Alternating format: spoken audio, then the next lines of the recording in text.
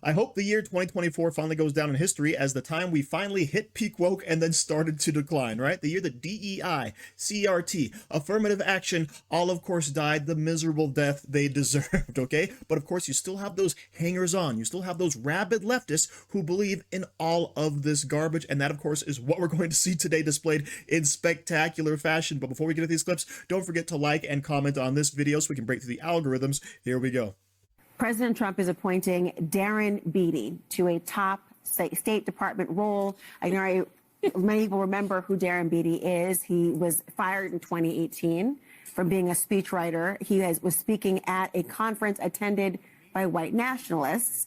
And then a few months ago, he posted this, Congresswoman: competent white men must be in charge if you want things to work. Unfortunately, our entire national ideology is predicated on coddling the feelings of women and minorities and demoralizing competent white men. Your reaction to his appointment? He needs to go. I mean, this is very simple.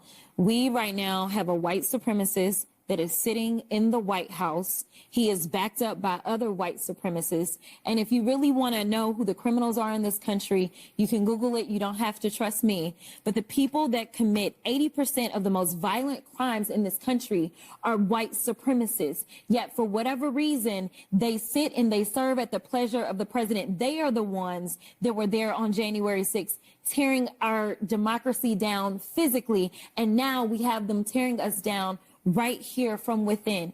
Here is the problem. Of course, Congresswoman, to interrupt you, but President Trump, of course, has denied any allegations he's a white supremacist, and that's why he apparently fired what he. I know your point, but he did fire Darren Beattie in reaction, they believe, in part to his attendance at that conference. Does that change your opinion in any way? No, it doesn't change my opinion, because we saw what he literally recently just posted, and the coddling is for the white boys. That's what's happening right now. I am tired of the white tears. Listen, if you are competent, you are not concerned. When I walk into Congress every single day, you know why I don't feel a way and why you can't make me doubt who I am? Is because I know that I had to work 10 times as hard as they did just to get into the seat. When you look and you compare me to Marjorie Taylor Greene or me to Lauren Boebert, there is no comparison. And that is the life that we have always lived. So the only people that are crying are the mediocre white boys that have been beaten out by people that historically have had to work so much harder.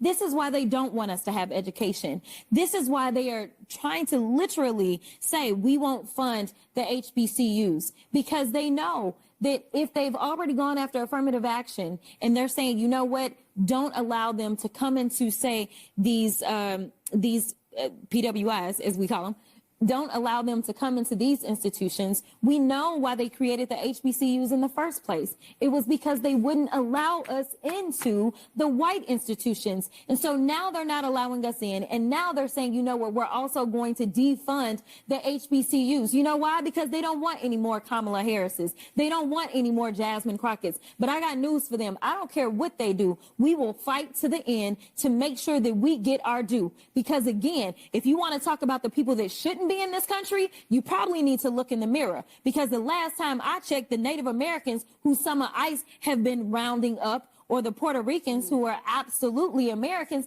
listen, the only people that came and colonized this place are your ancestors, Trump.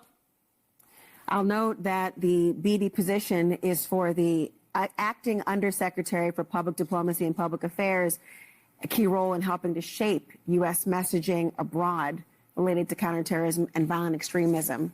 Thank you, Congresswoman, for your words tonight and for your insight. So that, of course, is Democrat Representative Jasmine Crockett. And I've got to say before we get going, what is up with that outfit? If you have shoulder pads like that, you had better be a lineman for a football team or from the future, because it looks ridiculous. But that being said, notice at the end there, she implied that Kamala Harris, of course, is a strong, independent, intelligent woman who totally got her position in power by all of her accomplishments. Yeah, we know what positions she did to get those accomplishments, right? So everything she says from this point forward can pretty pretty much be discounted as untrue, all right? But right off the bat, she attacks Donald Trump as a horrible white supremacist president, and everyone who supports him is a horrible white supremacist. But of course, this statement is so bold, is so broad, that the CNN host Laura Coates has to come out and say, do you want to walk that back a little bit, right? Because here I am at CNN, and we don't want to get sued again, especially by Donald Trump, so please tamp it down. But of course, Jasmine Crockett, she ain't having none of it, right? Because Donald Trump is now appointing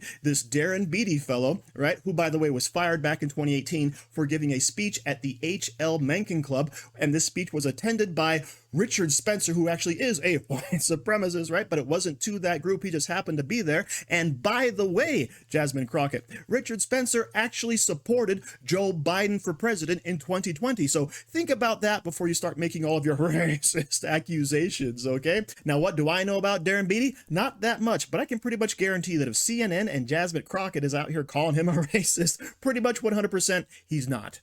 But getting back on track, she's really upset at all of the white tears of these mediocre white boys because she had to work real hard to get her position, okay? But of course, when we talk about having to work real hard and the death of DEI and CRT and all of that stuff, let's go ahead and look at how hard someone like Jasmine Crockett would have to work, say, to get into Harvard, right? Black applicants to Harvard have higher chances of admission than white applicants, even when controlled for other factors. This is due to affirmative action policies, right? So this, of course, is a simple Google search. This is what the AI chatbot brought back to me, right? One study showed that black applicants had a 44.5% chance of admission compared to a 7.5% chance of admission for white applicants, okay? So don't sit here and talk about how, oh, you had to work so hard and all these white people, they have everything handed to them, because that's a bunch of garbage. And of course, in recent memory, you have big companies like Disney, Google, Yahoo, who are all coming out blatantly saying they're no longer going to hire white people, white men specifically, because we just got too many of them, right? We have to diversify our workforce, which of course sounds really bad when it's caught on video. And of course, more recently, FAA got rid of thousands of applications from white men because they also wanted to diversify their workforce, which of course has led to a huge staffing shortage, okay? So don't sit here and tell me once again that white people have it so easy and that you had to work so hard when they're specifically headhunting for people like you. But of course, at the end, like a good little leftist, she has to bring up colonization, right? This is all stolen land taken from the Native Americans. But I have to remind Jasmine Crockett that you're here too. All right. So why don't you leave and give your home, your land, your house, whatever it is, back to the Native Americans? And I'd also like to remind Jasmine Crockett that it was your ancestors who were the ones going into the interior of Africa and capturing people for the slave trade. So let's not use history as a cudgel to beat each other with. Let's use it as something to learn from and not blame our fellow citizens and Americans at this point in time. But of course, that's asking too much from someone on the left. So thank you very much for watching. Don't forget to like, share, comment, subscribe, and stay safe out there, people, because they're coming after you.